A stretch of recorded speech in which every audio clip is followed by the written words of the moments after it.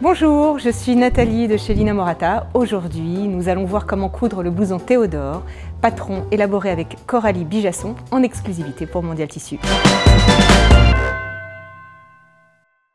Avec le patron du blouson Théodore, vous avez l'embarras du choix. À vous de choisir votre imprimé coup de cœur dans la collection l'Inamorata pour Mondial Tissu. Il peut être réalisé en popeline viscose, en jersey ou en crêpe. Aujourd'hui, nous allons le réaliser dans le crêpe Mendoza. Pour le matériel, pour réaliser ce tuto, vous aurez besoin d'1,40 m de crêpe, du patron du blouson Théodore, d'1,10 m de doublure assortie, d'une craie tailleur, d'une bobine de fil, de 2 blisters de bord-côte pour basque et d'un blister de bord-côte pour poignet, de 5 boutons pression de 11 mm de diamètre, d'une aiguille à coudre, d'un marteau et de l'outil de pose pour les boutons. Première étape, la découpe. Avant de découper, choisissez bien votre taille en vous référant au tableau de mesure à l'intérieur du livret. C'est votre tour de poitrine qui déterminera la taille à choisir et donc la ligne correspondante à suivre sur le patron. Je vous recommande de passer votre tissu en machine à 30 degrés avant de le découper pour éviter que votre blouson ne rétrécisse au premier lavage. Après avoir découpé toutes les pièces dans le patron, épinglez-les sur le tissu. Tracez tous les contours de votre patron à la craie sans rajouter de valeur de couture. Elles sont déjà comprises. Marquez tous les repères à l'aide du stylo effaçable, puis découpez soigneusement en suivant le trait à la craie. Le patron se compose de renforts de la parmenture du col et des devants à découper dans le thermocollant. La parmenture du col et des devants, les manches, les 2 parties devant et le dos à découper dans le crêpe, mais aussi les manches, le dos, les 2 parties devant à découper dans la doublure. Deuxième étape, le thermocollant. Pour commencer, nous allons préparer la parmenture. Placez celle du col sur l'envers et posez le thermocollant par-dessus. Attention, ne vous trompez pas. La partie collante du thermocollant est légèrement brillante à la lumière. C'est ce côté qu'il faut appliquer sur le tissu que l'on souhaite thermocoller. Faites la même chose pour les parmentures des 2 devants, puis mettez-les de côté. Troisième étape, le montage du corps du blouson. Repliez les manches endroit contre endroit en faisant coïncider les repères de la pince. La pointe est indiquée par la petite croix. Épinglez. Piquez la pince à 1 cm du bord en commençant par la tête de la pince, c'est-à-dire la partie où les bords sont les plus éloignés. Terminez la pointe en piquant parallèlement au bord sur 1 cm à 1 mm du pli. C'est ce qu'on appelle une piqûre-nervure. Ne terminez pas votre pince en pointe, sinon elle formera un creux sur l'endroit. Faites la même chose pour l'autre manche. Épinglez une première manche sur la pièce du dos, endroit contre endroit, puis épinglez la pièce de devant correspondante à la manche, endroit contre endroit. Faites la même chose pour la deuxième manche et la deuxième pièce de devant, pour former le corps extérieur du blouson. Piquez à la machine à 1 cm du bord. Pour un meilleur rendu, ouvrez les coutures au fer. Quatrième étape, la parmenture. Placez la parmenture du col thermocollé sur les 2 parements de devant également thermocollés, endroit contre endroit, puis épinglez. Piquez à la machine à 1 cm du bord, ouvrez les coutures au fer. Cinquième étape, le montage de la doublure. La doublure du dos comporte un petit pli d'aisance qui vous permettra d'être à l'aise dans votre blouson. Sur la pièce du dos repliée, placez un repère à l'aide d'une épingle à 3 mm du creux de l'encolure. Piquez à la machine jusqu'au repère à 1 cm du bord.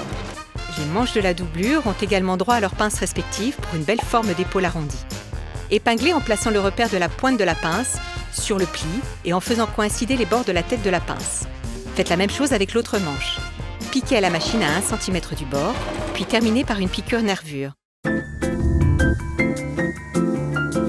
Je vous recommande de ne pas terminer la couture par un point d'arrêt ou par un point arrière. Laissez assez de fil pour faire un petit nœud discret. Assemblez le corps de la doublure en commençant par les manches, épinglez-les sur la partie du dos, endroit contre endroit, puis assemblez les 2 parties avant correspondantes aux 2 manches. Piquez à la machine à 1 cm du bord. Il est temps maintenant d'assembler la parmenture avec le corps de la doublure. Faites coïncider le pli d'aisance du dos avec le repère marquant le centre de la parmenture du col. Épinglez jusqu'en bas du blouson. Piquez à la machine à 1 cm du bord. Toutes les coutures d'assemblage de la parmenture et de la doublure doivent être parfaitement alignées. Placez la doublure sur l'envers et épinglez les coutures des manches et des côtés endroit contre endroit. Piquez à 1 cm du bord. Nous allons procéder de la même manière pour le corps du blouson. Retournez le corps du blouson sur l'envers, épinglez les manches et les côtés endroit contre endroit, piquez à la machine à 1 cm du bord. Pour un meilleur rendu, ouvrez les coutures au fer. Glissez la doublure dans le corps du blouson, endroit contre endroit. Épinglez les bords de l'ouverture et le bas du devant du blouson et piquez à la machine à 1 cm du bord. 6e étape, le bord-côte. Épinglez le bord-côte destiné au col sur le corps du blouson, au niveau de l'encolure, en faisant coïncider le repère de la pointe avec le repère au début de l'ouverture du blouson.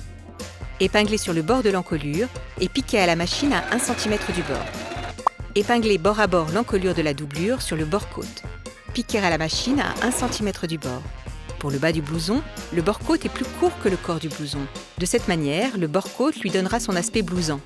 Placez le bord-côte sur le bas du blouson endroit contre endroit en faisant coïncider les repères du milieu. Puis étirez le bord-côte jusqu'à atteindre l'extrémité du bas du blouson. Épinglez tout le long, puis piquez à la machine. Comme pour le col, rabattez la doublure sur le bord-côte et épinglez en alignant bien les repères du milieu. Puis piquez à la machine. Dégarnissez tous les angles au ciseau en vous arrêtant à 1 mm de la couture. Retournez le blouson sur l'endroit par la manche. Ça commence à prendre forme, vous ne trouvez pas? À l'aide d'une épingle, tirez légèrement sur le tissu au niveau des angles pour bien faire ressortir la couture. À partir de cette étape, soyez bien attentif. Comme vous pouvez le voir, le bord-côte du bas du blouson n'est pas totalement fini. En passant le bras par la manche, attrapez l'extrémité du bord-côte non cousu et épinglez-le entre les deux bords non cousus du bas du blouson. Piquez à la machine. Retournez le blouson sur l'endroit et voilà le travail. Une belle finition en un tour de main. Pour la manche, marquez un repère à 6 cm du pli du bord-côte et recoupez-le. Sur la manche du corps du blouson retourné sur l'envers, glissez le bord-côte. Puis épinglez-le endroit contre endroit. Enlevez le boîtier de rangement de la machine pour coudre plus facilement. Piquez à 1 cm du bord. Retournez le blouson sur la doublure. Rabattez la doublure sur le bord-côte en faisant un rentré de 1 cm et épinglez. Puis surpiquez à la machine à 1 mm du bord. Voilà de belles manches avec des finitions impeccables. 7e étape, les boutons pression. Pour fermer votre blouson, rien de plus facile que de poser des boutons pression. Mais si cela vous fait peur, vous pouvez coudre des boutons classiques. À l'aide du patron, reportez sur votre blouson les repères des boutons. Placez une épingle à l'emplacement prévu. Puis marquez-le avec votre crétailleur sur l'endroit. Placez ensuite la partie du bouton avec les griffes et enfoncez le tissu contre le bouton à l'aide de la matrice. Placez l'autre partie du bouton sur les griffes et positionnez la matrice sur le bouton avant de le sertir avec le marteau. Attention aux doigts. Procédez de la même manière pour les autres boutons. Vous pouvez passer une couche de vernis à ongles sur les boutons pression une fois posés pour qu'ils soient parfaitement assortis à votre tissu. Dans ce cas, pensez bien à mettre un papier de soie avant l'opération pour ne pas tacher votre tissu. Et voilà un magnifique blouson en crêpe, la pièce incontournable de votre dressing à porter en toute saison.